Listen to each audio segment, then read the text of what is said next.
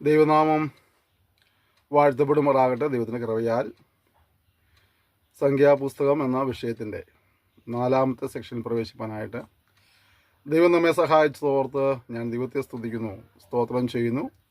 നിങ്ങൾക്ക് ഏവർക്കും കർത്താവായ യേശുക്രിസ്തുവിൻ്റെ നാമത്തിൽ സ്നേഹം അറിയിക്കുകയാണ്. നിങ്ങൾ നൽകുന്ന പ്രോത്സാഹനം, സഹകരണം, പ്രാർത്ഥനയുടെ പിൻബലം എന്നിവയ്ക്കായി ഞാൻ നന്ദി പറയുന്നു. ദൈവം നിങ്ങളെല്ലാവരെയും ധാരാളമായി അനുഗ്രഹിക്കുമാറാകട്ടെ. നാം കഴിഞ്ഞ സെക്ഷനിൽ 7-ാം അധ്യായത്തിൻ്റെ 89-ാമത്തെ വാക്യമുള്ള ഭാഗങ്ങളെ വായിച്ച് ധ്യാനിപ്പാനിടയായിത്തീർന്നു. നാം ഈ സെക്ഷനിൽ 8-ാം അധ്യായത്തിൻ്റെ 1-ാം വാക്യം മുതൽ നമ്മുടെ ചിന്ത തുടരുകയാണ്. 8-ാം അധ്യായത്തിലെ പ്രധാനപ്പെട്ട വിഷയം എന്നുള്ളത് സമാഗമന കൂടാരത്തിലെ ശുശ്രൂഷകളെക്കുറിച്ചുള്ളതായ ചില നിർദ്ദേശങ്ങളും വിവരണങ്ങളുമാണ്. അത് എന്തൊക്കെയാണ് നമുക്ക് ശാന്തമായി ചിന്തിക്കാം. യഹോവ മോശയോട് അരുളി ചെയ്തത്, ദീപം കൊളുത്തുമ്പോൾ ദീപം 7 നിലവിളക്കിൻ്റെ മുൻവശത്തോട്ട് വെളിച്ചം കൊടുക്കണമെന്ന് അഹരോനോട് പറയുക. അഹരോൻ അങ്ങനെ ചെയ്തു. യഹോവ മോശയോട് കൽപ്പിച്ചപോലെ തന്നെ അവൻ നിലവിളക്കിൻ്റെ ദീപം മുൻവശത്തേക്ക് തിരിച്ചു കൊളുത്തി. നിലവിളക്കിൻ്റെ പണിയോ അത് പൊന്നുകൊണ്ട് അടിച്ചുണ്ടാക്കിയതായി ഇരുന്നു. അതിൻ്റെ ചുവട് മുതൽ പുഷ്പം വരെ അടുപ്പ് പണി തന്നെ. യഹോവ മോശയെ കാണിച്ച മാതൃക പോലെ തന്നെ അവൻ നിലവിളക്കുണ്ടാക്കി. നോക്കി, ഒരു നിലവിളക്ക് ഉണ്ടാക്കുന്നതിന് ദൈവം ഒരു മാതൃക കൊടുത്തു. മോശ അതുപോലെ ഉണ്ടാക്കി. അത് ദീപം കൊളുത്തേണ്ടതിന് ദൈവം ഒരു വ്യവസ്ഥ വെച്ചു. ആ വ്യവസ്ഥ പ്രകാരം അതിൽ ദീപം കൊളുത്തി. നമുക്കിപ്പോൾ ഒരു സ്ഥലത്ത് വെളിച്ചം കാണുവാൻ വേണ്ടിയിട്ട് എങ്ങനെയെങ്കിലും ഒരു വിളക്കുണ്ടായാലും കുഴപ്പമൊന്നുമില്ല. അതിൽ തിരിയിട്ട് കത്തിക്കുമ്പോൾ അതെങ്ങനെയായാലും വിളക്കല്ലേ കത്തിച്ചാൽ മതിയായിരുന്നു. പക്ഷേ ഇവിടെ നമ്മൾ കാണുന്നതായ പ്രധാനപ്പെട്ട സംഗതി എന്നുള്ളത്, ദൈവം കാണിച്ചു കൊടുത്ത മാതൃക പ്രകാരം അതിനെ പണിതു, അഥവാ ആ വിളക്കുണ്ടാക്കി. പോരാ, അതിൽ തിരി കത്തിക്കുന്നത് പോലും ദൈവം എങ്ങനെയാണോ പറഞ്ഞത് അവണ്ണം തന്നെ തിരി കത്തിക്കാൻ ശ്രമിച്ചു എന്നുള്ളതാണ്. ചെറിയ ചെറിയ കാര്യങ്ങളിലാണെങ്കിലും വലിയ വലിയ കാര്യങ്ങളിലാണെങ്കിലും ദൈവം നമ്മോട് എന്താണോ ആവശ്യപ്പെടുന്നത് അത് വണ്ണം ചെയ്യുവാനുള്ളതായ ഒരു ഉത്സാഹം നമുക്ക് അത്യന്താപേക്ഷിതമാണ്. പലപ്പോഴും എൻ്റെ വിളക്കാണ്, ഞാനുണ്ടാക്കിയ തിരിയാണ്, എനിക്കിഷ്ടം പോലെ കത്തിക്കും എന്നുള്ള ഒരു നിലയിലേക്ക് നമ്മൾ തുടർന്നു പോകാതെ ദൈവം എന്താണോ നമ്മോട് ആവശ്യപ്പെടുന്നത് അത് അവണ്ണം തന്നെ അനുസരിപ്പാനുള്ളൊരു മനസ്സ് നമുക്കുണ്ടെങ്കിൽ നമ്മുടെ ശുശ്രൂഷകൾ, നമ്മളെ ഏൽപ്പിച്ച ഉത്തരവാദിത്തങ്ങൾ, നമ്മളെ ഏൽപ്പിച്ച കാര്യങ്ങളെല്ലാം ദൈവപ്രസാദത്തിന് ഒതുങ്ങുന്നതോടൊപ്പം തന്നെ അതിനേർക്ക് പ്രകാശത്തിന് കാരണമായി തീരുകയും ചെയ്തു. യഹോവ പിന്നെയും മോശയോട് അരുളി ചെയ്തെന്നാൽ, ലേവ്യരെ ഇസ്രായേൽ മക്കളുടെ ഇടയിൽ നിന്ന് എടുത്ത് ശുചീകരിക്കുക. അവരെ ശുചീകരിക്കേണ്ടതിന് ഇങ്ങനെ ചെയ്യണം. പാപപരിഹാര ജലം അവരുടെ മേൽ തളിക്കണം. അവർ സർവാംഗം ക്ഷൗരം ചെയ്ത് വസ്ത്രമലക്കി ഇങ്ങനെ തങ്ങളെ തന്നെ ശുചീകരിക്കണം. അതിൻ്റെ ശേഷം അവർ ഒരു കാളക്കിടാവിനെയും അതിൻ്റെ ഭോജനയാഗമായി എണ്ണ ചേർത്ത നേരിയ മാവും എടുക്കണം. പാപയാഗത്തിനായി നീ വേറെ ഒരു കാളക്കിടാവിനെയും എടുക്കണം. ലേവ്യരെ സമാഗമന കൂടാരത്തിൻ്റെ മുമ്പാകെ വരുത്തണം. ഇസ്രായേൽ മക്കളുടെ സഭയെ മുഴുവനും ഒരുമിച്ച് കൂട്ടണം. പിന്നെ ലേവ്യരെ യഹോവയുടെ സന്നിധിയിൽ നിർത്തണം. ഇസ്രായേൽ മക്കൾ ലേവ്യരുടെ മേൽ കൈവയ്ക്കണം. യഹോവയുടെ വേല ചെയ്യേണ്ടതിന് അഹരോൻ ലേവ്യരെ യഹോവയുടെ സന്നിധിയിൽ ഇസ്രായേൽ മക്കളെ നീരാജനയാഗമായി അർപ്പിക്കണം. ലേവ്യർ കാളക്കിടാക്കളുടെ തലയിൽ കൈവയ്ക്കണം. പിന്നെ ലേവ്യർക്ക് വേണ്ടി പ്രായശ്ചിത്തം കഴിക്കേണ്ടതിന് നീ യഹോവയ്ക്ക് ഒന്നിനെ പാപയാഗമായിട്ടും മറ്റതിനെ ഹോമയാഗമായിട്ടും അർപ്പിക്കണം. ഈ ലേവ്യരെ അഹരോൻ്റെയും പുത്രന്മാരുടെയും മുമ്പാകെ നിർത്തി യഹോവയ്ക്ക് നീരാജനയാഗമായി അർപ്പിക്കണം. ഇങ്ങനെ ലേവ്യരെ ഇസ്രായേൽ മക്കളുടെ ഇടയിൽ നിന്ന് വേർതിരിക്കുകയും ലേവ്യർ എനിക്കുള്ളവരായിരിക്കുകയും വേണം. അതിൻ്റെ ശേഷം സമാഗമന കൂടാരം സംബന്ധിച്ചുള്ള വേല ചെയ്യേണ്ടതിന് ലേവ്യർക്ക് അടുത്തുകയില്ല. നീ അവരെ ശുചീകരിച്ച് നിരാധനയാഗമായി അർപ്പിക്കണം. അവർ ഇസ്രായേൽ മക്കളുടെ ഇടയിൽ നിന്ന് എനിക്ക് സാക്ഷാൽ ദാനമായുള്ളവർ. എല്ലാ ഇസ്രായേൽ മക്കളിലുമുള്ള ആദിജാതന്മാർക്ക് പകരം ഞാൻ അവരെ എനിക്കായി എടുത്തിരിക്കുന്നു. മനുഷ്യരിലാകട്ടെ മൃഗങ്ങളിലാകട്ടെ ഇസ്രായേൽ മക്കൾക്കുള്ള കടിഞ്ഞൂലൊക്കെയും എനിക്കുള്ളത്. ഞാൻ മിസ്രൈം ദേശത്തുള്ള കടിഞ്ഞൂലുകളെയൊക്കെയും സംഹരിച്ച നാളിൽ അവയെ എനിക്കായി ശുദ്ധീകരിച്ചു. എന്നാൽ ഇസ്രായേൽ മക്കളിലുള്ള എല്ലാ കടിഞ്ഞൂലുകൾക്കും പകരം ഞാൻ ലേവ്യരെ എടുത്തിരിക്കുന്നു. ഇസ്രായേൽ മക്കൾ വിശുദ്ധ മന്ദിരത്തിൽ നിന്ന് അടുത്ത് വരുമ്പോൾ അവരുടെ ഇടയിൽ ബാധ ഉണ്ടാകാതിരിക്കണമെന്ന് സമാഗമന കൂടാരത്തിൽ ഇസ്രായേൽ മക്കളെ വേല ചെയ്യുവാനും ഇസ്രായേൽ മക്കൾക്ക് വേണ്ടി പ്രായശ്ചിത്തം കഴിപ്പാനും ലേവ്യരെ ഞാൻ ഇസ്രായേൽ മക്കളുടെ ഇടയിൽ നിന്ന് അഹരോനും പുത്രന്മാർക്കും ദാനം ചെയ്തിരിക്കുന്നു. പിന്നെ മോശയും അഹരോനും ഇസ്രായേൽ മക്കളുടെ സഭ മുഴുവനും ലേവ്യരെക്കുറിച്ച് യഹോവ മോശയോട് കൽപ്പിച്ചതുപോലെയൊക്കെയും ലേവ്യർക്ക് ചെയ്തു. അങ്ങനെ തന്നെ ഇസ്രായേൽ മക്കൾ അവർക്ക് ചെയ്തു. ലേവ്യർ തങ്ങൾക്ക് തന്നെ പാപശുദ്ധി വരുത്തി വസ്ത്രമലക്കി അഹരോൻ അവരെ യഹോവയുടെ സന്നിധിയിൽ നിരാജനയാഗമായി അർപ്പിച്ചു. അവരെ ശുചീകരിക്കേണ്ടതിന് അഹരോൻ അവർക്ക് വേണ്ടി പ്രായശ്ചിത്തം കഴിച്ചു. അതിനുശേഷം ലേവ്യർ അഹരോൻ്റെയും പുത്രന്മാരുടെയും മുമ്പാകെ സമാഗമന കൂടാരത്തിൽ തങ്ങളുടെ വേല ചെയ്യുവാൻ അടുത്ത് ചെന്നു. യഹോവ ലേവ്യരെക്കുറിച്ച് മോശയോട് കൽപ്പിച്ചതുപോലെ തന്നെ അവർ അവർക്ക് ചെയ്തു. കണ്ടോ, നമ്മൾ ഈ പുസ്തകം പഠിക്കുമ്പോൾ അവരുടെ ഓരോ ഇടപെടലുകളിലും അവരുടെ ഓരോ ഉത്തരവാദിത്തങ്ങളിലും അവരോട് ദൈവം പറഞ്ഞ അതുപോലെയുള്ള ഒരു അനുസരണം ഉണ്ടായിരുന്നു. ഇന്നത്തെ കാലഘട്ടത്തിൽ അനുസരണം എന്നുള്ളത് വളരെ ശുഷ്കമായിക്കൊണ്ടിരിക്കുന്നൊരു കാലഘട്ടം. അനുസരിപ്പിക്കുവാൻ നമുക്ക് താല്പര്യമുണ്ടെങ്കിലും അനുസരിക്കുവാൻ നമുക്ക് താല്പര്യമില്ലാത്ത നിലകളിലേക്ക് കാലങ്ങൾ മാറിക്കൊണ്ടിരിക്കുകയാണ്. അതുകൊണ്ട് തന്നെ അതിൻ്റെ കെടുതികളെല്ലാം സമൂഹത്തിൽ ഒന്നടങ്കം നമുക്ക് കാണാൻ കഴിയുന്നുണ്ട്. ഇവിടെ മോശയോട് ദൈവം പറഞ്ഞ കാര്യങ്ങൾ മോശ ജനത്തെ അറിയിക്കുമ്പോൾ ആ ജനവും ആ ദൈവം പറഞ്ഞ കാര്യങ്ങളെ അനുസരിപ്പാനായിട്ട് ഉത്സാഹിക്കുന്നു. നമുക്ക് നമ്മൾ ദൈവം സംസാരിക്കുമ്പോൾ, ദൈവദാസന്മാർ ദൈവത്തോട് സംസാരിക്കുമ്പോൾ, ദൈവത്തിൻ്റെ പരിശുദ്ധാത്മാവ് നമ്മെ ചില കാര്യങ്ങൾ ഓർമ്മിപ്പിക്കുമ്പോൾ ഒക്കെ അനുസരിപ്പാനുള്ളതായ ഒരു വലിയ മനസ്സ് നമുക്കുണ്ടെങ്കിൽ നാം ദൈവത്താൽ അനുഗ്രഹം പ്രാപിപ്പാൻ ഇടയായിത്തീരും. യഹോവ പിന്നെയും മോശയോട് അരുളി ചെയ്തത്, ലേവ്യർക്കുള്ള പ്രമാണമാവിത്. 25 വയസ്സ് മുതൽ അവർ സമാഗമന കൂടാരത്തിലെ വേല ചെയ്യുന്ന സേവയിൽ പ്രവേശിക്കണം. 50 വയസ്സ് മുതലോ അവർ വേല ചെയ്യുന്ന സേവയിൽ നിന്ന് ഒഴിയണം, പിന്നെ സേവിക്കേണ്ട. എങ്കിലും സമാഗമന കൂടാരത്തിലെ കാര്യം നോക്കുന്നതിൽ അവർ തങ്ങളുടെ സഹോദരന്മാരെ സഹായിക്കണം. വേലയൊന്നും ചെയ്യേണ്ട, ലേവ്യരുടെ കാര്യം സംബന്ധിച്ച് ഇങ്ങനെ അവർക്ക് ചെയ്യണം. അപ്പോൾ അവർക്കൊരു വിശ്രമ കാലഘട്ടവും കൂടെ ദൈവം ഒരുക്കുന്നുണ്ട്.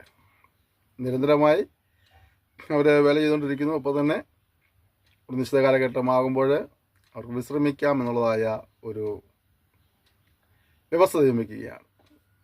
ഞാൻ ഒരു കാര്യം ഇതിൽ പറയാൻ ആഗ്രഹിക്കുന്നത്, നമുക്ക് ചിലപ്പോൾ ചില ഉത്തരവാദിത്തങ്ങളും ഭാരങ്ങളും പ്രയാസങ്ങളും ഒക്കെ ഉണ്ടായിരുന്നു വന്നേക്കാം.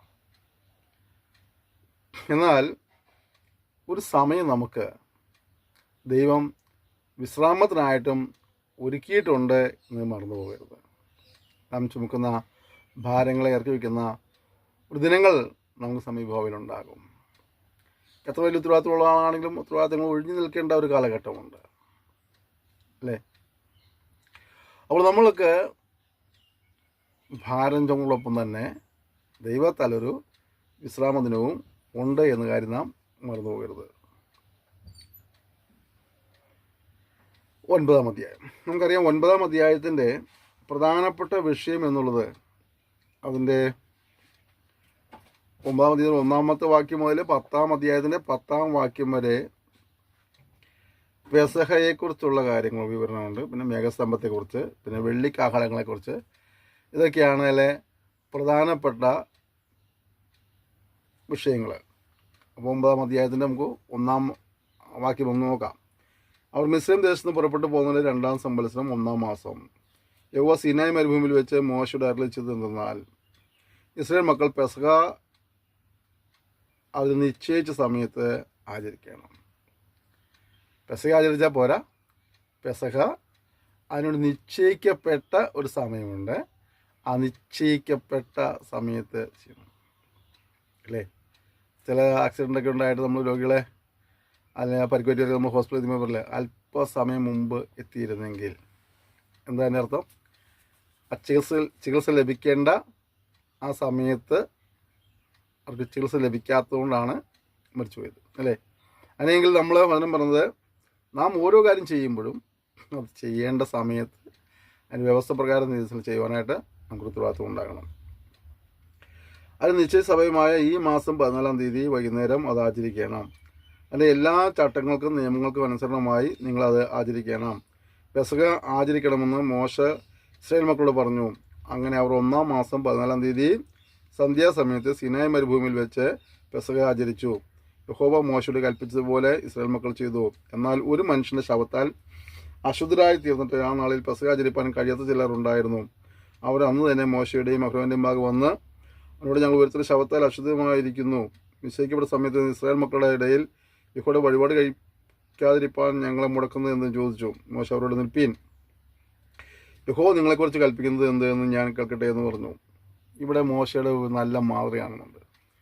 ഒരു വിഷയമുണ്ടാകുന്നു, ആ വിഷയത്തിനുള്ള ബന്ധത്തിൽ ചെറിയ തർക്കമുണ്ടാകുന്നു. അവരെ മോശയെ സമീപിക്കുന്നു. അപ്പോൾ മോശ ചാടിക്കേറി ഒരു അഭിപ്രായം പറയാതെ, മോശ ഈ ജനത്തെ മുഴുവനും നയിക്കുന്ന ആളാണ് അല്ലേ. അപ്പോൾ വേണമെങ്കിൽ പുള്ളിക്ക് തൻ്റെ ആ ലീഡർഷിപ്പിൽ നിന്നുള്ള പവറിൽ ചില കാര്യങ്ങൾ ചെയ്യാം. പക്ഷെ ഇതാണത് പറഞ്ഞ കാര്യം, നിൽപ്പീൻ, യഹോവ നിങ്ങളെക്കുറിച്ച് കൽപ്പിക്കുന്നത് എന്ത് എന്ന് ഞാൻ കേൾക്കട്ടെ എന്ന് പറഞ്ഞു. നേതൃസ്ഥാനത്ത് നിൽക്കുന്ന ദേവദാസന്മാർ, നിങ്ങൾ വരമേൽപ്പിക്കപ്പെട്ട ഉത്തരവാദിത്തങ്ങൾ നിങ്ങൾ നിറവേറ്റുമ്പോൾ തന്നെ അവിടെ ഉണ്ടാകുന്ന പ്രതിസന്ധികളെ മേൽ, പ്രയാസങ്ങളെ മേൽ, വാദമുഖങ്ങളൊക്കെ ഉണ്ടാകുമ്പോഴൊക്കെ നാം ചാടിക്കേറി തീരുമാനമെടുക്കാതെ, നാം ചാടിക്കേറി മറുപടി പറയാതെ, ആ വിഷയത്തിൽ ദൈവം എന്താണ് പറയുന്നതെന്ന് കേൾക്കുവാനുള്ള മനസ്സ് നമുക്കുണ്ടാകണം.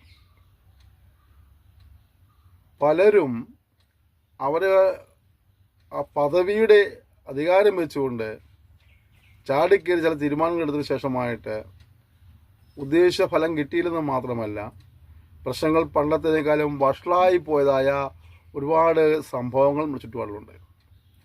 അപ്പോൾ പ്രത്യേകിച്ചും ആത്മീയ ലോകത്ത് നിൽക്കുന്നതായ നേതാക്കന്മാരെ സംബന്ധിച്ചിടത്തോളം പ്രശ്നങ്ങളുണ്ടാകാൻ സ്വാഭാവികമാണ്, എതിരഭിപ്രായം ഉണ്ടാകാൻ സ്വാഭാവികമാണ്.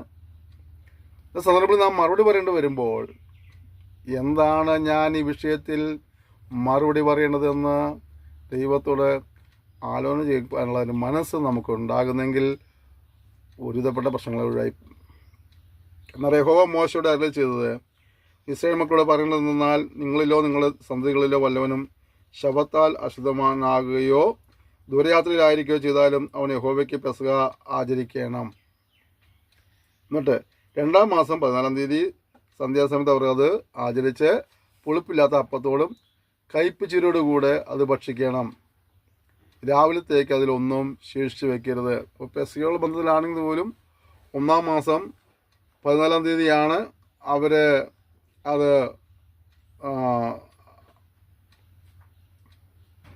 ആചരിക്കേണ്ട ദിവസം.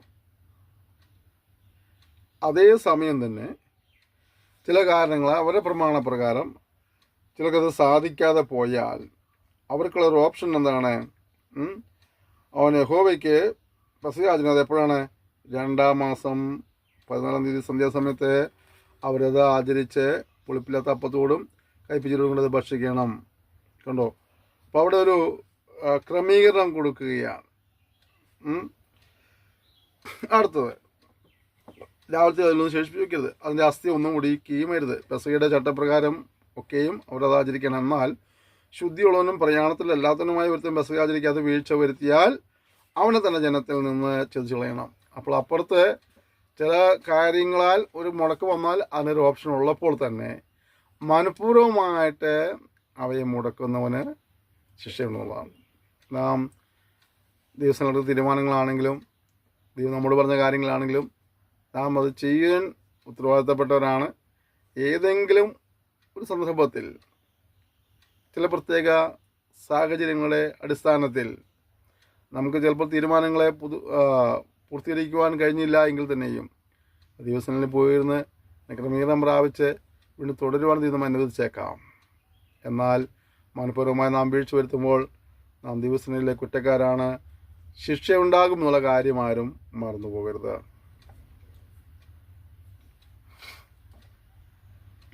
നിങ്ങളുടെ ഇടയിൽ വന്നു പറക്കുന്ന ഒരു പരദേശിക്ക് യഹോവയുടെ പെസഹ ആചരിക്കണമെങ്കിൽ പെസഹയുടെ ചട്ടത്തിനും നിയമത്തിനും അനുസരണമായി അവൻ ആചരിക്കണം. പരദേശിക്കാകട്ടെ സ്വദേശിക്കാകട്ടെ നിങ്ങൾക്ക് ഒരു ചട്ടം തന്നെ ആയിരിക്കണം. വ്യത്യാസമൊന്നുമില്ല. സ്വദേശി വിദേശി വ്യത്യാസമൊന്നുമില്ല. പ്രമാണം എല്ലാവർക്കും ഒന്നാണ്. നമ്മുടെ പല സഭകളിലെയും കുഴപ്പം കേരളത്തിലൊരു നിയമമൊക്കെ ഉണ്ടാവും. കേരളം വിടുമ്പോൾ നിയമങ്ങൾ കുറേശ്ശെ മാറും.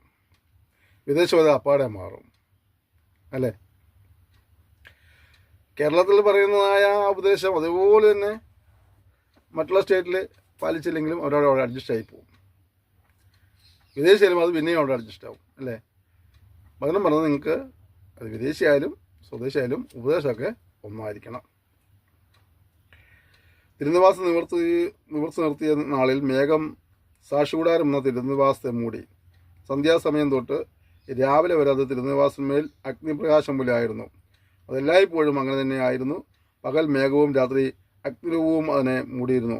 മേഘം കൂടാരത്തിന്മേൽ നിന്ന് പൊങ്ങുമ്പോൾ ഇസ്രായേൽ മക്കൾ യാത്ര പുറപ്പെടും. മേഘം നിൽക്കുന്നിടത്ത് ഒരു പാളയം ഇറങ്ങും. കണ്ടോ, അവിടെ അവരെ ഗൈഡ് ചെയ്യുന്നതും അവരെ സംരക്ഷിക്കുന്നതുമായ ഒരു മേഘം നമുക്ക് അവിടെ കാണാൻ കഴിയുന്നുണ്ട് അല്ലേ?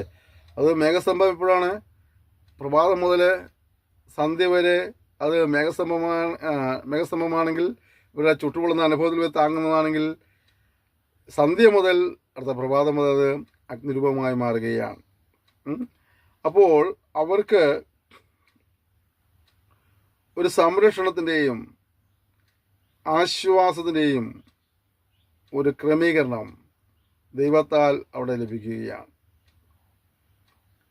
ചുട്ടുപൊള്ളുന്ന അനുഭവങ്ങളുടെ നടുവിൽ അവൻ്റെ സംരക്ഷണവും അവൻ്റെ സഹായവും നിനക്ക് ആശ്വാസകരമായി നിലകൊള്ളുന്നു. അതുപോലെ തന്നെ ഇരുട്ടുമൂടിയ സന്ദർഭങ്ങളിൽ, മുന്നോട്ട് പോകാൻ വഴി ഏതെന്നറിയാത്ത സാഹചര്യങ്ങളിൽ നമുക്ക് വെളിച്ചമായി ഉദിച്ച് ഗൈഡ് ചെയ്ത് വിജയത്തിലേക്ക്, അനുഗ്രഹത്തിലേക്ക്, ഉയർച്ച നയിപ്പാൻ ഇടയായിത്തീരും. അതുപോലെ അവരുടെ യാത്രയുള്ള ബന്ധത്തിലും ആ മേഘസ്തംഭം ആ കൂടാരം വിട്ട് പോകുമ്പോൾ ഇവർ യാത്ര പുറപ്പെടണം. അത് മേഘസ്തംഭം എവിടെ പോയി നിൽക്കുന്നുവോ അവിടെ ഒരു പാളയം ഇറങ്ങണം. കണ്ടോ, വളരെ ദൈവത്തിൻ്റെ സംരക്ഷണം, ദൈവം അവരോട് ഇടപെടുന്ന കാര്യങ്ങൾ, ദൈവം കൊടുക്കുന്ന അടയാളങ്ങൾ, ഈ ജനത്തെ ദൈവം എത്രമാത്രം സ്നേഹിക്കുകയും എത്രമാത്രം സംരക്ഷിക്കുകയും എത്ര അത്ഭുതകരമായി അവരെ പരിപാലിക്കുകയും ചെയ്തു എന്നുള്ളത് ഓർക്കുമ്പോൾ ആ ജനം എത്രമാത്രം നന്ദിയുള്ളവരെ ദൈവത്തെ സേവിക്കേണ്ടവരായിരുന്നു. പക്ഷേ പലപ്പോഴും അവർ ദൈവത്തിൽ നിന്നകന്നു പോയിത്തുന്നു. അതുപോലെ ദൈവം നമ്മയും അത്ഭുതകരമായി വഴി നടത്തുന്നു, നമ്മെ പരിപാലിക്കുന്നു, നമ്മെ സൂക്ഷിക്കുന്നു. പലപ്പോഴും നമുക്ക് ദൈവത്തിൽ നിന്ന് പ്രാപിച്ചതായ നന്മകൾക്ക് അനുസൃതമായിട്ട് നന്ദിയുള്ളവരായ ദൈവത്തെ സേവിപ്പാൻ കഴിയുന്നില്ല എന്നുള്ളതാണ് നമ്മുടെ പരാജയം. യഹോവയുടെ കൽപ്പന പോലെ ഇസ്രായേൽ മക്കൾ യാത്ര പുറപ്പെടുകയും യഹോവയുടെ കൽപ്പന പോലെ പാളയം ഇറങ്ങുകയും ചെയ്തു. യഹോവയുടെ കൽപ്പന പോലെ യാത്ര, യഹോവയുടെ കൽപ്പന പോലെ താമസം. ശക്തമായിട്ട് നമ്മൾ ചെയ്യുന്ന പ്രവർത്തന തലങ്ങളിലൊക്കെ ദൈവഹിതം അന്വേഷിക്കുവാനും ദൈവാത്മാ യോഗത്തിലൊക്കെ മുന്നോട്ട് പോകാൻ കഴിയുന്നുണ്ടോ എന്നൊക്കെ നമുക്ക് ശക്തമായി ചിന്തിക്കാനായിട്ട് ഈ പാഠഭാഗം നമ്മെ സഹായിക്കുമാറാകട്ടെ.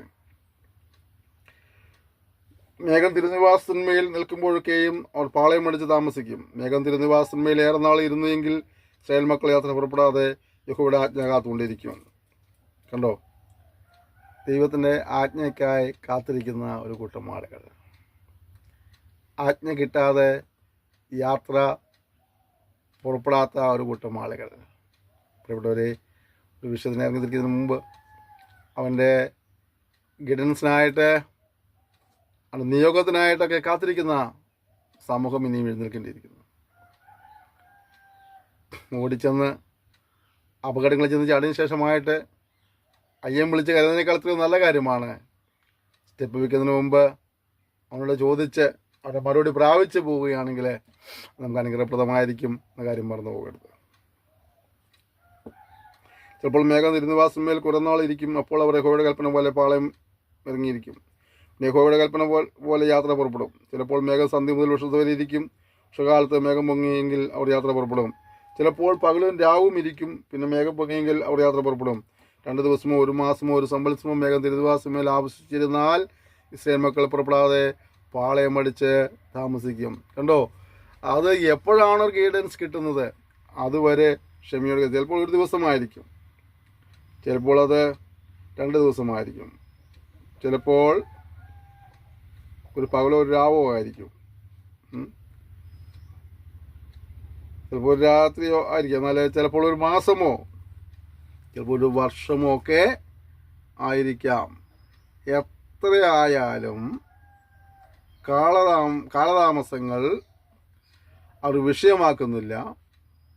എപ്പോൾ അവർക്കൊരു നിർദ്ദേശം കിട്ടുന്നോ അതുവരെയും അവർ ക്ഷമയോടെ കാത്തിരിക്കുകയാണ്. പ്രിയപ്പെട്ടവരെ, പലപ്പോഴും നാം പ്രാർത്ഥിക്കുമ്പോഴൊക്കെ മറുപടി കിട്ടിയാൽ നമുക്ക് സന്തോഷമുണ്ടായാലും ചില സമയത്ത് അല്പമൊക്കെ താമസിച്ച് പോയാൽ നമ്മളവിടെ പ്രാർത്ഥപ്പെടുന്ന ഒരു അനുഭവം ഉണ്ടാകാറുണ്ട്.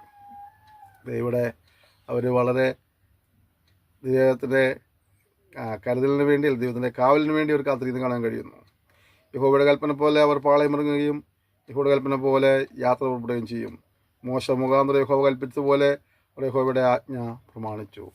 ലഭിച്ചതായ പ്രമാണങ്ങളെ അനുസരിപ്പാനുള്ള ഒരു ഉത്സാഹം അവർക്കുണ്ടായിരുന്നു.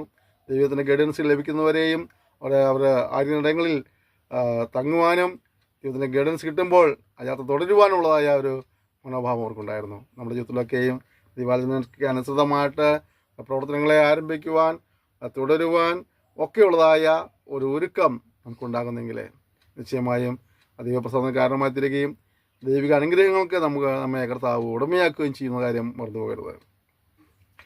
10-ാം അധ്യായത്തിൻ്റെ 10-ാമത്തെ വാക്യം വരെ വായിക്കാൻ ആഗ്രഹിക്കുന്നു. യഹോവ മോശയോട് അരുളി ചെയ്തെന്നാൽ വെള്ളി കൊണ്ട് 2 കാഹളം ഉണ്ടാക്കുക, അടുപ്പ് പണിയായി അവയെ ഉണ്ടാക്കണം. അവ നിനക്ക് സഭയെ വിളിച്ചു കൂട്ടുവാനും പാളയത്തെ പ്രകടിപ്പിക്കാനും ഉതകണം. അവ ഊതുമ്പോൾ സഭ മുഴുവനും സമാഗമന കൂടാരത്തിൻ്റെ വാതിൽക്കൽ നിന്റെ അടുക്കൽ കൂടണം. ഒരു കാഹളം മാത്രം ഊതിയാൽ ഇസ്രായേലിലെ സഹസ്രാധിപന്മാരായ പ്രഭുക്കന്മാർ നിന്റെ അടുക്കൽ കൂടണം. ഗംഭീരധ്വനി ഊതുമ്പോൾ കിഴക്കേ പാളയങ്ങൾ യാത്ര പുറപ്പെടണം. 2-ാം പ്രാവശ്യം ഗംഭീരധ്വനി ഊതുമ്പോൾ തെക്കേ പാളയങ്ങൾ യാത്ര പുറപ്പെടണം. ഇങ്ങനെ ഇവരുടെ പുറപ്പാടുകൾക്കായി ഗംഭീരധ്വനി ഊതണം. സഭയെ കൂട്ടേണ്ടതിനെ ഊതുമ്പോൾ ഗംഭീരധ്വനി ഊതരുത്. അഹരോന്റെ പുത്രന്മാർ വിധവന്മാരാകുന്നു കാഹളം ഊതേണ്ടത്. ഇത് നിങ്ങൾക്ക് തലമുറയായി എന്നേക്കുമുള്ള ചട്ടമായിരിക്കണം. നിങ്ങളുടെ ദേശത്ത് നിങ്ങളെ ഞെരുക്കുന്ന ശത്രുവിന് നേരെ നിങ്ങൾ യുദ്ധത്തിന് പോകുമ്പോൾ ഗംഭീരധ്വനിയായി കാഹളം ഊതണം. എന്നാൽ നിങ്ങളുടെ ദൈവമായ യഹോവ നിങ്ങളെ ഓർത്ത് ശത്രുക്കളിൽ നിങ്ങളെ രക്ഷിക്കും. നിങ്ങളുടെ സന്തോഷ ദിവസങ്ങളിലും ഉത്സവങ്ങളിലും മാസാരംഭങ്ങളിലും നിങ്ങൾ ഹോമയാഗങ്ങളും സമാനയാഗങ്ങളും കഴിക്കുമ്പോൾ കാഹളം ഊതണം. അവ നിങ്ങൾക്ക് ദൈവത്തിൻ്റെ സന്നിധിയിൽ ജ്ഞാപകമായിരിക്കും. യഹോവയായ ഞാൻ നിങ്ങളുടെ ദൈവമാകുന്നു. പുറപ്പെടുവാനായിട്ട്, യുദ്ധത്തിന് പോകാനായിട്ട്, പ്രഭുക്കന്മാർ കൂട്ടാനായിട്ടൊക്കെ കാഹളം അടയാളമാണ്. ആ കാഹളത്തിൽ ലഭിക്കുന്ന ആ നിർദ്ദേശപ്രകാരമാണ് അവർ ചലനങ്ങൾ ഉണ്ടാക്കുന്നത്. നമുക്കറിയാം ഇനി മറ്റൊരു കാഹളം നമുക്കിട് ഊതാൻ പോവുകയാണ്, അല്ലേ? നമ്മൾ കാത്തിരിക്കുന്ന നമ്മുടെ പ്രാണനാഥനെ കർത്താവ് താമസവന വരുമെന്ന് ലോകസംഭവങ്ങൾ വിളിച്ചറിയിച്ചുകൊണ്ടിരിക്കുകയാണ്. ആളുകൾ വിശ്വസിച്ചാലും വിശ്വസിച്ചില്ലെങ്കിലും ഇത് സംഭവിക്കുമെന്ന് സഹസ്രാബ്ദങ്ങൾക്ക് മുമ്പ് ദൈവത്തിൻ്റെ പരിശുദ്ധാത്മാവ് എഴുതി വെച്ചു. അതിന് പഴയ നിയമ പ്രവാചകന്മാരും പുതിയ നിയമത്തിലെ അപ്പോസ്തലന്മാര്, അതുപോലെ ദൈവദൂതന്മാര്, ഇതിനേക്കാൾക്ക് ഉപരിയായിട്ട് കർത്താവ് തന്നെ പറഞ്ഞു, ഞാൻ വീണ്ടും വരും, ഞാൻ നിങ്ങൾക്ക് സ്ഥലമൊരുക്കാൻ പോകുന്നു, ഒരിക്കൽ ഞാൻ തിരിച്ചു വരും. ഇവിടെ ആ കാഹളം ധ്വനിക്കുമ്പോൾ മരിച്ചവര് അക്ഷയരായി ഉയർക്കും. ജീവിച്ചിരിക്കുന്ന ആളുകൾ രൂപാന്തരം പ്രാപിച്ച് കർത്തനെതിരേൽപ്പാൻ മേഘങ്ങൾ എടുക്കപ്പെടും. ആ കാഹളം ധ്വനിക്കും. സമയം അതിവിദൂരമാകയില്ല എന്ന് അതിൻ്റെ തെളിവുകളെല്ലാം നമ്മൾ ചർച്ചകൊണ്ടിരിക്കുകയാണ്. ഒരുങ്ങിയിട്ടുണ്ടോ എന്നൊരു ചോദ്യം ദൈവത്തിൻ്റെ പരിശുദ്ധാത്മാവ് നമ്മൾ ചോദിക്കുന്നു. ഒരുങ്ങിയിട്ടുണ്ടോ? ഒരുങ്ങാൻ കഴിഞ്ഞിട്ടില്ല എങ്കിൽ ഈ സമയം അതിനോട് വിനിയോഗിപ്പാൻ ദൈവത്തിൻ്റെ പരിശുദ്ധാത്മാവ് നമ്മെ ആഹ്വാനം ചെയ്യുകയാണ്. കാഹളം ധ്വനിച്ചതിന് ശേഷം ഒരവസരമില്ല, മരണം സംഭവിച്ചതിന് ശേഷം ഒരവസരമില്ല. ജീവിച്ചിരിക്കുമ്പോൾ സകല മനുഷ്യ ദൈവഭാഗ തെറ്റുകാരും ശിഷ്ടിക്കുടമകളുമാകിയാൽ ഞാൻ ആ ഗണത്തിൽ പെടുന്നു എന്നും എനിക്കെൻ്റെ സ്വയമായ പ്രവർത്തിയുള്ള രക്ഷ സാധ്യമല്ലെന്നും രക്ഷിപ്പാൻ കർത്താവായ യേശു ക്രിസ്തു ക്രൂശിൽ മരിച്ച് വിശ്വസിച്ച് പാപങ്ങളേറ്റ് പറഞ്ഞ് ഉപേക്ഷിച്ച് ദൈവത്തെ ഭയപ്പെട്ടും അനുസരിച്ചും ജീവിക്കുവാൻ തീരുമാനമെടുക്കുന്ന ഏതൊരു വ്യക്തിക്കും അവനെ കൈക്കൊണ്ടവനെന്ന നാമത്തിൽ വിശ്വസിക്കുന്ന ഏവർക്കും ദൈവങ്ങളെ തിരുവാങ്ങി കർത്താവ് അധികാരം കൊടുത്തിരിക്കുകയാണ്. അങ്ങനെ പാപക്ഷമ പ്രാപിച്ച ദൈവത്തെ ഭയപ്പെട്ടും അനുസരിച്ച് ജീവിക്കുന്ന വ്യക്തികളെ കൂട്ടുവാനാണ് കർത്താവ് വരുന്നത്. ആ സമിതി എടുക്കപ്പെടുന്നില്ല എങ്കിൽ കൈവിടപ്പെട്ടു പോയാൽ വലിയ നഷ്ടമാണ്. ജീവപുസ്തകത്തിൽ പേര് എഴുതി കാണുന്ന ഏവനെയും തീപ്പൊയ്കയിൽ തള്ളിയിടുമെന്നാണ് വചനം പറയുന്നത്. അതുകൊണ്ട് കർത്താവായ യേശു ക്രിസ്തുവിൽ വിശ്വാസാൽ ആത്മരക്ഷ പ്രാപിപ്പാൻ നിങ്ങളെ സഹായിക്കുമാറാകട്ടെ. കഴിഞ്ഞ കാലം തീരുമാനമെടുത്തവർ ഏതെങ്കിലും നിലയിലൊക്കെ ഉഴപ്പി പോയിട്ടുണ്ടെങ്കിൽ മടങ്ങി വരുവാൻ ദൈവാത്മാവ് നമ്മെ ആഹ്വാനം ചെയ്യുന്നു.